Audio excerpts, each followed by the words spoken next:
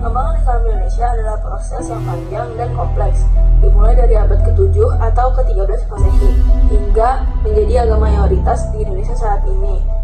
Berikut adalah ringkasan tahapan-tahapan penting perkembangan Islam di Indonesia. Yang pertama, ada masuknya Islam di Indonesia, salah satunya adalah perdagangan.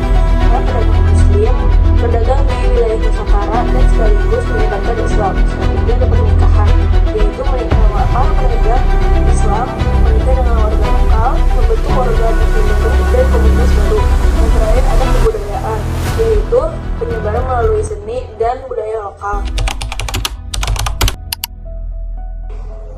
Selanjutnya kita akan menjelaskan para tokoh-tokoh penyebar agama Islam di Indonesia. Yang pertama ada Sunan Gresik atau Maulana Malik Ibrahim, adalah penyebar Islam pertama di Pulau Jawa. Ia berasal dari Persia atau Gujarat dan datang ke Gresik pada akhir abad ke-14. Dakwahnya dilakukan dengan cara damai melalui perdagangan, pertanian, dan pelayanan sosial. Ia dikenal bijaksana dan tidak memaksa orang untuk masuk Islam, melainkan memberi teladan lewat akhlak mulia. Ia wafat pada tahun 1419 Masehi. Makamnya di Gresik ini menjadi sejarah. Dakwahnya diteruskan oleh anaknya Sunan Ampel dan para wali songo lainnya.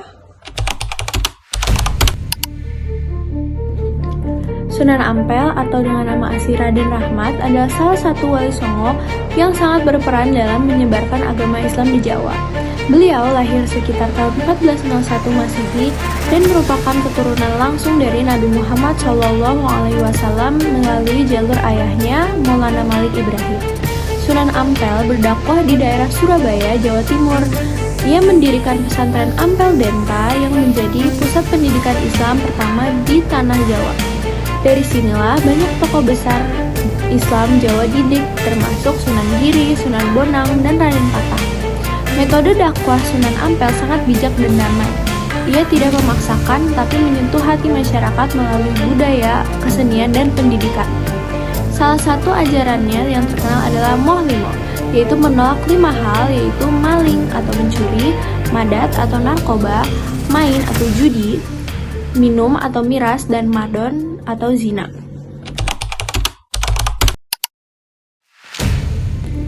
Selanjutnya, Sunan Giri atau dengan nama asli Raden Paku adalah murid dari Sunan Ampel dan juga termasuk wali songo. Ia lahir sekitar tahun 1442 Masehi dan dikenal juga dengan nama Raden Ainul Yakin. Sunan Giri terkenal sebagai ulama dan pemimpin yang tegas dan cerdas. Setelah belajar di Ampel, beliau mendirikan pesantren Giri di daerah Gresik, Jawa Timur yang menjadi pusat dakwah dan pendidikan Islam. Metode dakwah Sunan Giri sangat cocok untuk anak-anak dan masyarakat luas. Ia menciptakan permainan dan lagu-lagu anak yang mengandung nilai-nilai Islam seperti celungan, cubak-cubak suang, jangkrik genggong. Sunan Giri juga berperan besar dalam menyebarkan Islam ke daerah luar Jawa seperti Lombok, Kalimantan, hingga Sulawesi. Sunan Bonang yang memiliki nama asli Raden Maulana Magdum Ibrahim yang lahir pada tahun 1465 Masehi di Surabaya, Jawa Timur. Ia juga merupakan putra dari Sunan Ampel serta cucu dari Syekh Maulana Ishak. Sunan Bonang dikenal sebagai wali yang sangat cerdas. Ia juga memiliki pemahaman mendalam terkait agama, filsafat, dan juga seni. Ia juga menggunakan seni kebudayaan lokal seperti gamelan, tembang, suluk sebagai sarana dakwah yang lembut namun efektif. Salah satu karyanya yang paling terkenal yaitu Tombo Ati, tembang yang berisikan ajaran Islam tentang ketenangan hati. Wilayah dakwah Sunan Bonang meliputi Tuban, Lasem, Rembang, dan wilayah pesisir utara Jawa lainnya. Sementara itu, Sunan Derajat yang memiliki nama asli Raden Qasim yang merupakan putra dari Sunan Ampel serta adik dari Sunan Bonang, ia lahir pada tahun 1470 Masehi di Surabaya, Jawa Timur. Berbeda dengan kakaknya, Sunan Derajat lebih berfokus dakwah sosial karena ia melihat langsung penderitaan yang dialami oleh rakyat kecil. Oleh karena itu, dia mengajarkan Islam melalui tindakan nyata seperti membangun lumbung pangan, membantu fakir miskin, memberikan pendidikan pada rakyat kecil, dan masih banyak lainnya. Dan salah satu ajaran yang paling terkenal yaitu Gunahono Teken Marangkan Kalinon, Gunahono Mangan Marangkan Kaliren, yang artinya berikan tongkat kepada yang tersesat dan beri makan kepada yang kelaparan. Sunan ini dikenal karena pendekatannya yang begitu bijaksana dan toleran dalam menyebarkan agama Islam. Sunan ini adalah Sunan Kudus yang bernamakan asli Jafar Shadiq. Ia diperkirakan lahir pada awal abad ke-16 dan ia adalah tokoh yang mempengaruhi penyebaran agama Islam di wilayah Kudus, Jawa Tengah, yang saat itu masih dipengaruhi oleh ajaran Hindu dan Buddha. Ajaran beliau, strategi dakwahnya sangatlah halus dan mengedepankan akulturasi budaya, seperti tidak menyembelih sapi di Kudus, karena sapi adalah hewan suci dalam kepercayaan Hindu. Dan yang kedua, membangun Masjid Menara Kudus dengan arsitektur yang memadukan unsur Hindu-Buddha. Jadi bentuknya seperti candi, namun tetap digunakan untuk kepentingan ibadah Islam. Hal ini menunjukkan rasa hormat kepada kepercayaan masyarakat setempat dan untuk menghindari adanya konflik.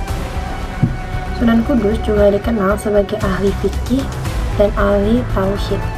Ia juga pernah menjadi panglima perang Kesultanan Demak. Ia juga dikenal menciptakan puji-pujian seperti zikir dan sholawat yang sampai sekarang masih digunakan di masjid-masjid di Kudus. Sunan Kalijaga memiliki nama asli Raden Mas Said, dan beliau merupakan putra dari seorang adipati di Kadilangu, wilayah Demak. Beliau dikenal sebagai wali yang sangat cerdas, bijaksana, dan kreatif dalam berdakwah. Salah satu keunikan Sunan Kalijaga adalah caranya menyebarkan Islam yang tidak frontal, melainkan melalui pendekatan budaya dan kesenian. Dan Sunan Kalijaga ini menggunakan wayang kulit, gamelan, seni ukir, dan juga pertunjukan rakyat sebagai media untuk menyampaikan ajaran Islam.